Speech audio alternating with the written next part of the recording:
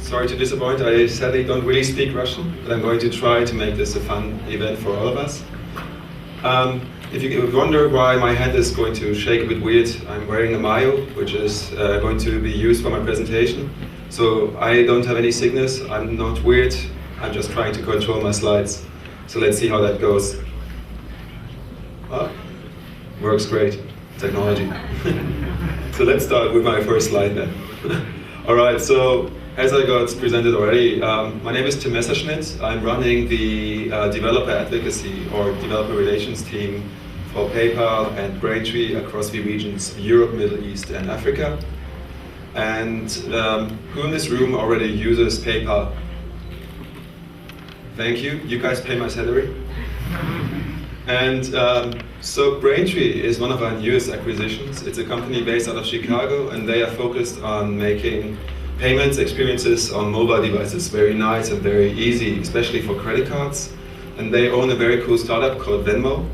So I'm not going to talk about payments, but be aware there are those companies that are really cool and they help with creating delightful experiences. Okay, so let's try this. Works great. I skipped my year. Oh, they actually did work. So I just flew in from Berlin. We had an event over here this weekend called BattleHack, which is a huge hackathon. We had roughly, I think, 160 developers over there. Anyone attended BattleHack? No? Oh, one. Hey, that's good. So we had a really cool 24 hours hackathon, so my whole team came over for that. Normally I live in Berlin, but since I work in developer relations, most of the time I do actually live in Berlin-Tegel. So you might spot me in one of those airplanes. But today I'm not here to talk about the airplanes, obviously. My talk is called Modern Day Authentication. But to be frank, Modern Day Authentication sounds a bit boring. So let's rephrase the whole thing into death to passwords. Because I have to be frank, I freaking hate passwords. I think they should be dead, I think they should be gone. And I think all of you should try to abandon passwords as quick as possible. In this speech, I tried to explain a bit why I hate them and which kind of technologies exist that can help us actually getting rid of them, that help us coming up with delightful experiences for our users. Because obviously, security and all those things are very nice, but only if we can actually guarantee those things without hurting our user experience. So let me start. That was weird. So let me start off. Now it works. That's weird, right? Hey, Bluetooth. Let me start with a very simple question. Who in this room still believes in security? Just raise your hand if you believe in security. Wow, you guys are very optimistic. So obviously, we all learned nowadays security is obviously nice to have, but it's very, very hard to achieve, right? And every time that we fixed our bugs and every time we fixed exploits and security holes and vulnerabilities, something new comes up. We fix that and something new comes up, right? So security is obviously incredibly hard to achieve. And even if our services, our apps, our backend, our databases, our customer support, everything is secure, so neither technical exploits can be done on our services, neither social engineering, we still run into one big issue. People use passwords. So let me tell you a little story. I really love to start with these slides because the first time that I saw them, I nearly cried. So 2012 was one of those years with a lot of password leaks. Lots of companies got hacked and lots of user data was flying around in the internet. Well, that wouldn't be an issue if people wouldn't do data crunching, right? So whenever one of those huge lists is getting leaked and people start to actually analyze what people used as a password, companies like Sky Security, which is something like a consultancy and sometimes a hacker group, they come up with lists of top 1 password, top 10 passwords, top 100 passwords, top 1000. And we're going to have a look at the top 1000 passwords in 2012. Whatever. That was great. So Did you actually know that in 2012, nearly 5% of all user accounts, not just thousands and hundred thousands, but really millions of accounts, could be accessed with a simple password? I find that is very frustrating. So we all educate our users over and over again, and we tell them, please use long passwords, please use digits, characters, symbols, use long passwords, use short passwords, use funny passphrases, use security questions, and so on and so on. And still, those passwords exist, and they give us access to 5% of all user data. Well, obviously, we could pretend that it's only a slight issue, but then looking at the situation, by adding a few more passwords, it's getting worse and worse. So we can nearly access 8.5% of all user data with just adding 1 to 6 over there as well. So that is obviously not getting better, right? So if we go further and we look at other things, like maybe adding 2 more numbers into it, we can access nearly 10% of all user data, which is obviously a huge number already with 3 passwords. And the bad thing is, it does not really even stop there. So if we use the top 10 passwords out of this list, we can access 14% of all user data, of all user accounts that are affected. Again, we're not talking about 100,000, not even about a million, we're talking about 500 million, 600 million user accounts that got affected. 40% can be covered when we go into the top 100. Top 500 covers already 79%. And if we go and really want to have a jackpot, we use the whole top 1000 list, we get a few of those nice cloud instances, we brute force into 91% of our user accounts. Well, that was the situation in 2012, right? Lots of those things got published, bloggers write about it, so let's assume it actually worked out and people learned. So CBS, a major news station in America, published a really brief analysis of 2013. There is obviously no data for 2014 yet, because the year is not over. CBS is not a very technical magazine or whatever, they are actually a major news station. So what they did is they compiled a list of the most used passwords in the top 25. And we're going to have a look at the top 20. So I already talked a bit about those passwords, and you see 1, 2, 3, 4, 5, 6 actually made it past password. So there's a bit of movement going on. And if we start analyzing this, we actually see there are trends in password. Whoops, I just take down this wristband, it's really annoying. Let me just do this. And let's hope it works again. There we go.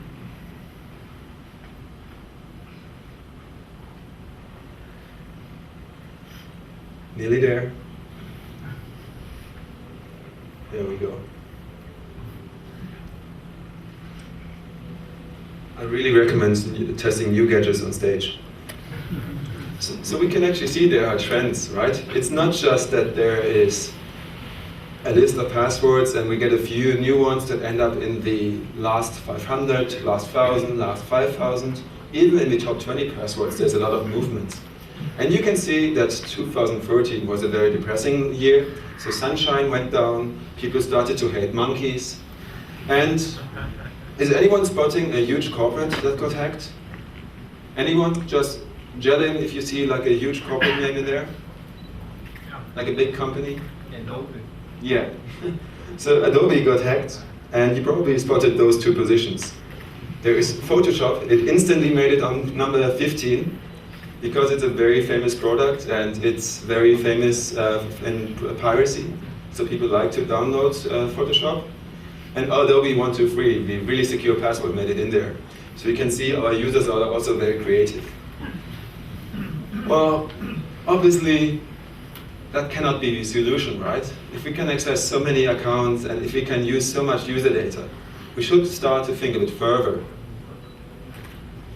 So why don't we just call our passwords incorrect, and every time you enter them and you enter them wrong, you get this really helpful hint, right? Obviously, that cannot be the solution. So passwords do have three different huge key problems. The first key problem is passwords are being phished. Everybody gets emails every day from Nigerian princes that want to transact hundreds of millions of dollars and rubles and euros to your accounts because they are really nice. And they just need your password and your bank account PIN and all that stuff because they want to give you money. They are really, really friendly. So phishing, obviously a huge issue. Everybody is being affected. You enter your passwords, you might be redirected to a real service, and lots of people that are not educated, they don't even notice. Second issue, we already talked about it. Passwords are being reused. So all those lists over there, they are incredibly valuable because people don't do account-specific passwords. People that are kind of lazy and don't really care, which are actually a lot of people, usually tend to reuse passwords. And then the third issue, which is not a big issue on mobile yet, but it's huge on desktop, is there are keyloggers. So a lot of different ways to actually grab your user input. There were actually a few malwares for Android already, so keyloggers are becoming reality. And on iOS 8, you can actually install third-party keyboards nowadays. So eventually we will have the first privacy break in there as well. So do we have any Lord of the Rings fans over here? Anyone saw the first movie, Lord of the Rings? Okay, cool.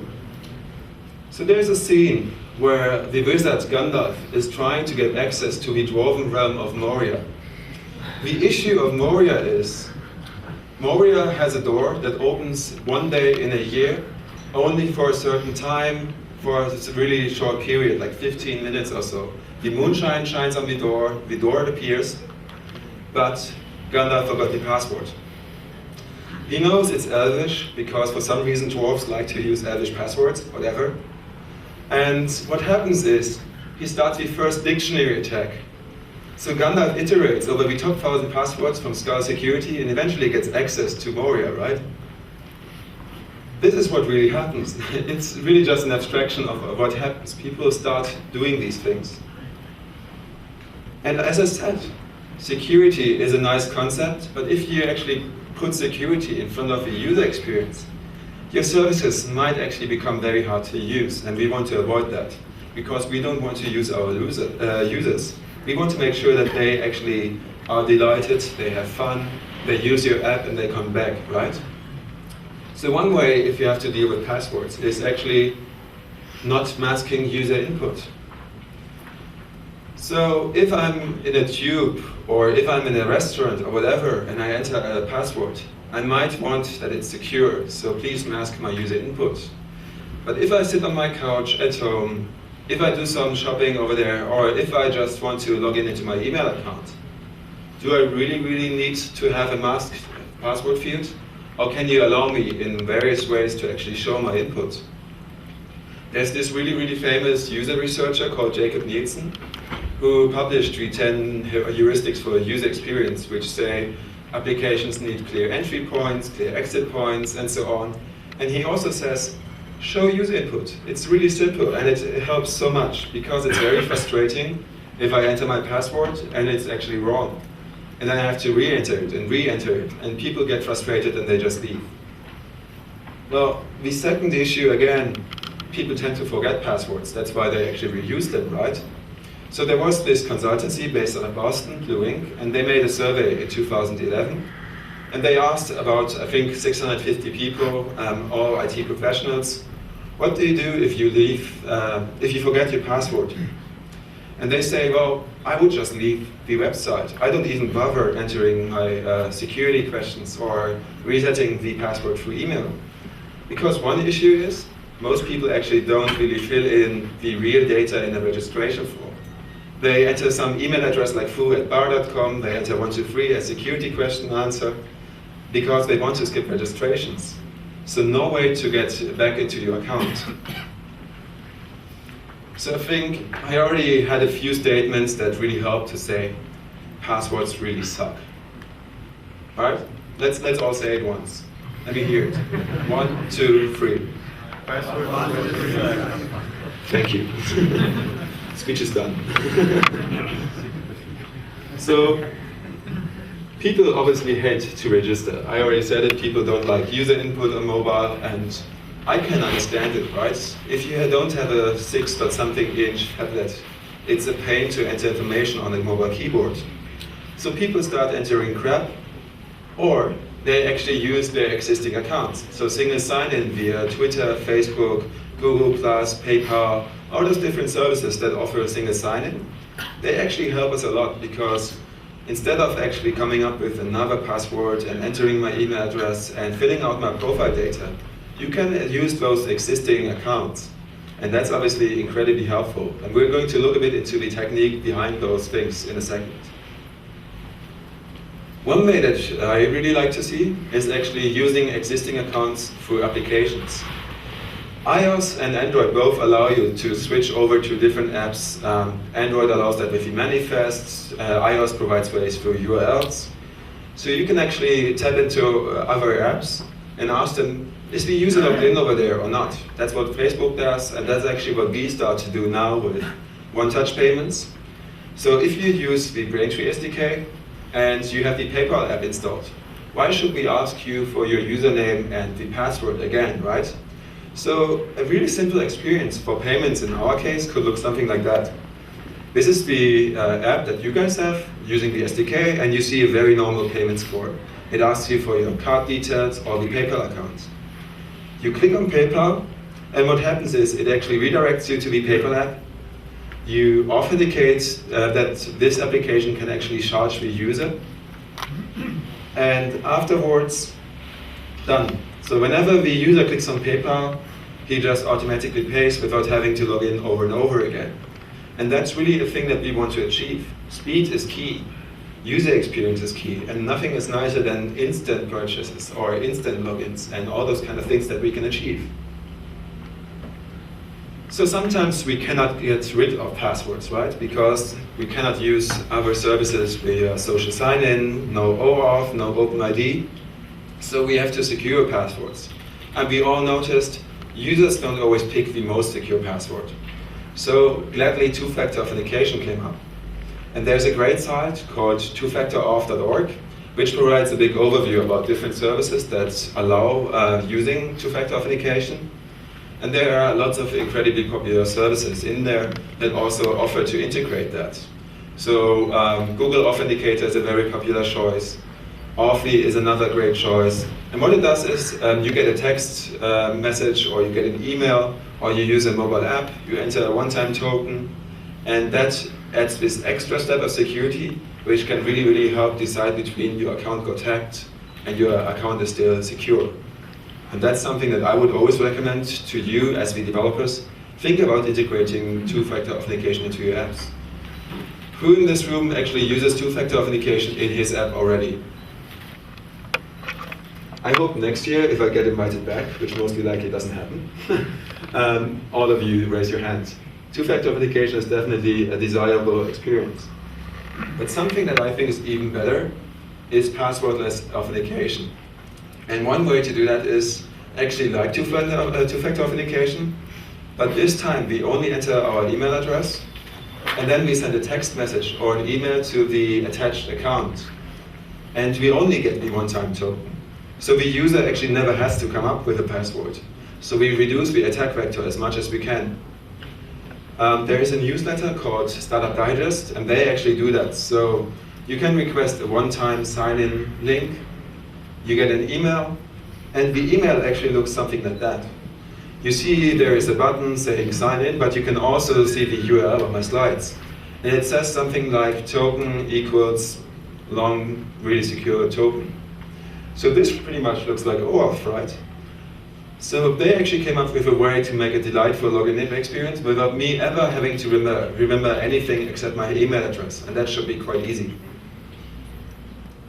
Slack, another really cool service for team chats, does exactly the same. So if you're on a desktop, they say, well, it should be easy to enter a password. But as soon as you're on a mobile device, you can actually ask Slack to send an email with a one-time sign-in. So the assumption really behind this concept is your email should be secure, therefore we can trust your email inbox, therefore we can skip a lot of authentication steps. I think that's great. This is highly desirable for me, and really delights users, especially if you use very long and secure passwords. Now, one big issue is a lot of people tend to confuse authorization techniques and authentication techniques. Authorization really means I give you access to my resources. So that could be OAuth as an example. And authentication means I really want to identify myself as Tim Messerschmidt. So we have one concept being anonymous, while the other one really wants to make sure I can prove that it's me standing in front of you on this stage right now. So the key issue with OAuth is actually, it's really old already. It's from 2007.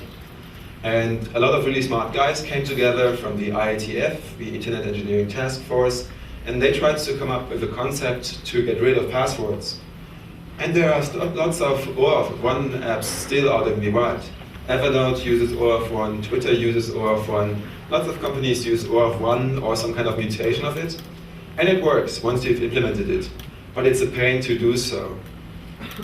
There is a thing they call OAuth dance, and what this diagram really shows is you need 8 different steps, 8 requests in total, until you get user data. And that is obviously very hard. And once you've actually done it once, it's easy.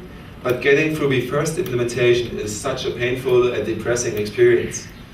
I actually had to do that during my bachelor thesis and cried a few times. I cannot recommend doing so. If you've ever wondered why there is this one funny character A behind OAuth 1A, there was a huge bug that was being discovered in 2009. And it allowed for session fixation. So I could actually change the redirects in between the OAuth flow, and I could hijack your authentication for your app to get user data, and the user didn't notice. So imagine you authenticate app A, app B can actually steal user data. And that's obviously something we want to avoid. So 2012, OAuth 2 came along, and things got much better. There are negative voices around it because they say the implementation details are not really given. But to be honest, right now it's still one of the nicer standards around. They got rid of a few steps in the OAuth dance, and it's actually kind of easy to do. Especially on client side, it's actually even enjoyable. Well, still, sometimes we want to identify users, and till recently, OpenID was the one way to do that. There was a big central OpenID register called myopenid.com, which was driven by a company called Janrain, and they actually killed the service this year because OpenID was invented in 2005. So you can imagine how fun it was to implement against OpenID. Not at all. So also, obviously, there must be combinations. So I want to identify users and also get access to their tweets and photos and friends and whatever, right? So there were some old things coming around, like OpenID with an OAuth extension, or with an OpenID extension. And then there is actually a fairly recent thing called OpenID Connect, which is honestly just OAuth 2 with a very thin layer of identity on top. And to me, at least, it's a very nice service. So once we've integrated those things, what can we actually do with them? Well, lots of people actually start to implement single sign-on and user registration and login forms as the first thing when the user enters the app. And don't do that. Unless you really need user accounts, you should always offer a way to sneak peek into apps, to experience the app without having to log in. Because if I don't know your application yet, if my friends don't tell me to use your app, I log in and the first thing that I see is a login form. This app wants to have your Facebook profile, it also wants to tweet on your behalf. Do I really trust you? Maybe, maybe not, but we really don't want to use users, right? So what's the next trend? What do we see? What's coming up? Well, the first thing obviously is smartwatches already, right? Who here has a smartwatch, a Pebble, an Android Wear device, anything else? There are a few smartwatch users in this room already. Personally, I'm wearing the Moto 360 right now, and I really love it. It's a delightful experience. So why can't I use that for authentication? Fitness wristbands like the Fitbit become incredibly popular nowadays. There is one from Nike, there are devices from YThings, there are lots of those devices that help to track your body measurement and stuff, right? So why can't we use that for authentication? A few of you might own a Google Glass. So again, I have something on my body. My body is becoming kind of binomic already. So why can't I use my glasses for authentication? And then finally, there is a device they call NIMI. And the NIMI measures heartbeats and frequencies of different heart patterns. And they can actually identify you based on your heart. So whenever I have this wristband on, why cannot I authenticate through this wristband? So why don't we start to create a trusted environment based on Bluetooth devices, based on Wi-Fi and so on. And when I'm sitting at home on my couch, why don't I just skip logins? But when I am in Starbucks, you could see, is my glass connected? And if I go and buy a new TV, you can send me a password, right? So we can start actually scaling security, which I think is really cool. And that's something that an alliance called FIDO, Fast Identity Online, is trying to solve. So Lenovo, BlackBerry, Google, Microsoft, PayPal, all those guys are involved, and they try to come up with a new secure standard across software and hardware. So getting to the end of my speech, I really have to say, well, it's always easy to blame our users for security issues, right? Because they didn't use secure passwords. But there are a ton of ways that we can actually help to guarantee quality and security. So if you blame your users without offering two-factor authentication, maybe think about adding two-factor authentication, right? You don't always need to go for the same single sign-on service. You should think about different use cases and which kind of data you need when. And then obviously we should try to use all those things to enhance the user experience, and we shouldn't impair it. So try to come up with delightful experiences. Spasibo.